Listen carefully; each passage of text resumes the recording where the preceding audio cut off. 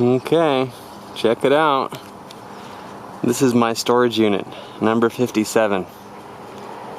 We were supposed to be in number 6. Come look.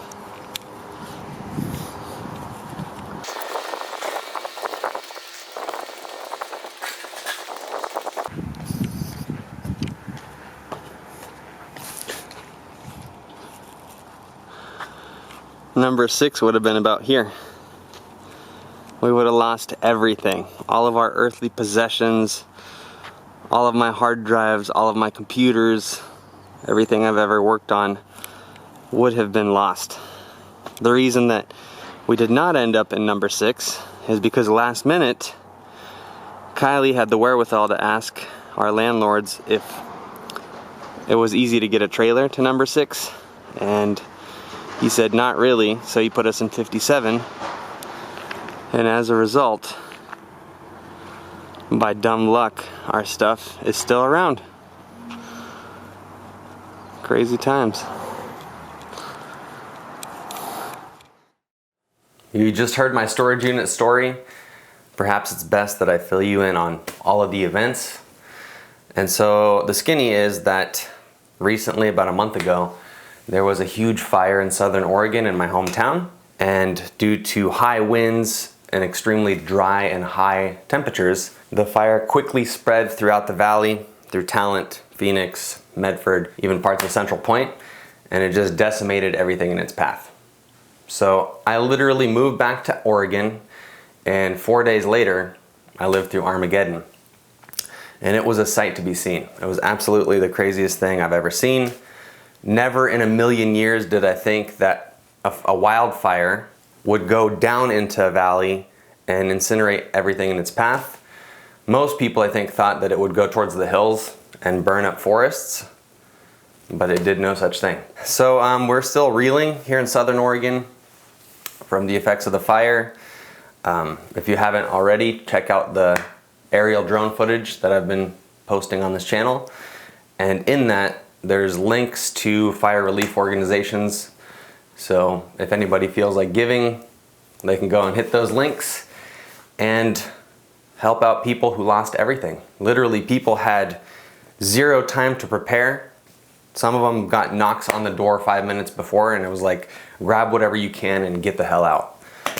Something like 3,000 structures were lost. This includes people's homes, businesses, entire chunks of downtown are just gone, incinerated, and people could really use your help. So once again, there's going to be links in the video description below that will enable you to help those in need. I make nothing from those links, so everything that you donate will go straight to the causes. And I'm also going to perpetually curate those links. So as things change, as links update, I'm going to try and find the best organizations to give to, and hopefully together we can make a difference. In this video, I want to quickly talk about these power banks as it relates to the fire, because on this channel I often review things and try and be as practical as possible. I really think there's value in doing reviews that are not theoretical, but reviews that put products through practical tests. And while I do a really good job, in my humble opinion, I still think it's not the same thing. You know, when real world events happen, is definitely different than when you simulate real world events. And so during the fires, I was able to actually put these things to the test, and I briefly want to talk about it in this video here and now. If you have no idea what you're looking at right now, let me just quickly say that this is the EcoFlow Delta. It's a power bank. Some people call this a solar generator, others call it different names. For all intents and purposes, this is just a way to store energy so that you can plug into it when no power exists. So when the fires happened, as you already saw, my storage unit almost burned. And so at 5 in the morning, the day after the fire started, I went on a rescue mission and climbed over burning logs and through fences in order to get all of my power banks. And I did that because I knew that people were going to be without power. Maybe I was even going to be without power. So my buddy Jason and I, we climbed into the storage unit, grabbed as many of these things as we could, and it proved to be a smart decision because over the next 2 weeks, there was no power. So a lot of telephone poles burned, a lot of electrical poles and outlets burned, and large chunks of our valley had zero power for days and days and days.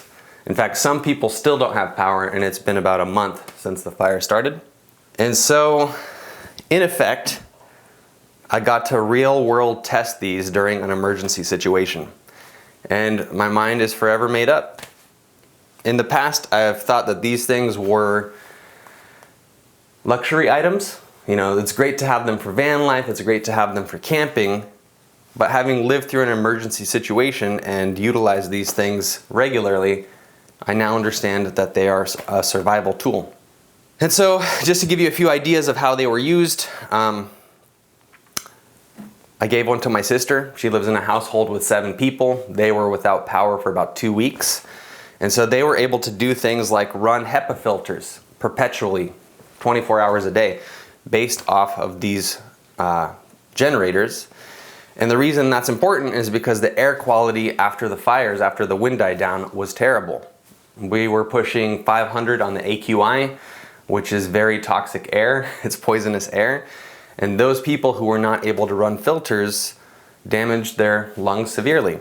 And so my sister and her whole household, I gave them one of these puppies, and they were able to run those filters perpetually during the power outage. On my way back from storage, actually, I ran into my barber, and he kind of came out frantically, and we said our hellos, and then it came out that he had a big freezer full of food, meat, vegetables, fruits, you know, big stand-up freezer that was his food supply for his entire family, and he was worried that because of the power outages, he would lose all that produce.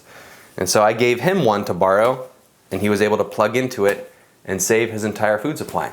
He literally saved, I don't know, thousands of dollars in produce because this thing was made available. Now on this channel, I've also done tests where I've run freezers just to see how long a Delta could run a freezer. And if my memory serves me, it lasted about 17 hours. That being said, what I learned from this fire situation is that a freezer uses the most amount of energy when it's being brought up to temperature. So when you start at room temperature and then you take it to freezing, that uses an immense amount of power. And so this thing can do it, and it'll keep the freezer cold for about 17 hours.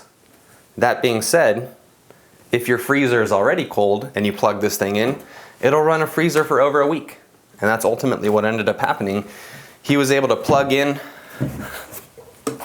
right there, and he ran his freezer perpetually and saved all his food. So after that, we decided how else could we help the local community. And so my friends and I, we started charging these things and distributing them to talent, to Phoenix, to people in need, so that they were able to charge their cell phones, their computers, so that they could call their loved ones and receive calls from their loved ones and stay connected. People, again, they lost everything. They maybe grabbed their wallet and their cell phone, and because there was no electricity, they couldn't charge those cell phones.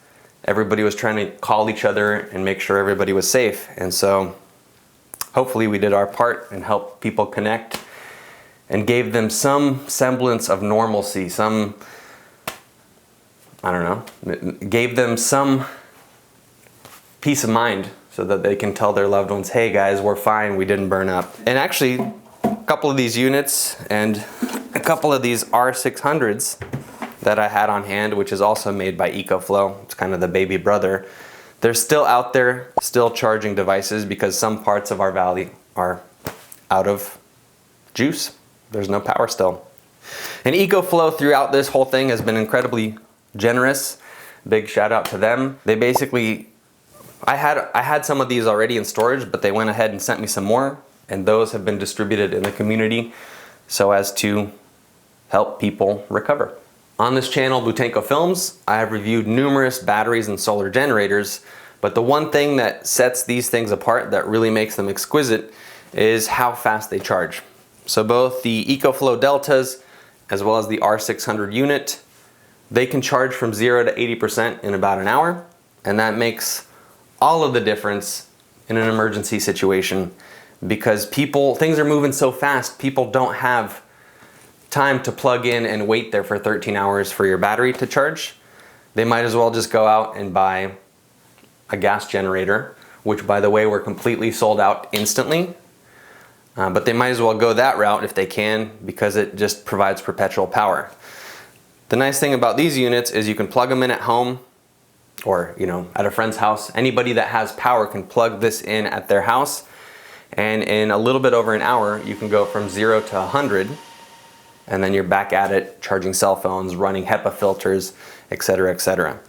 So I just want to quickly demonstrate how fast these charge. We're not going to sit here for an entire hour, so don't you worry. Oh, come on, cord. So basically they have this little port right here. You plug that in, and hopefully the camera will pick this up. It's at 71%, and it just starts doing its thing, and it starts cruising. Let's do another one. So here's the EcoFlow Delta.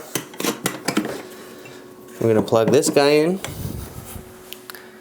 and then we're going to turn it on. This one's at 29%.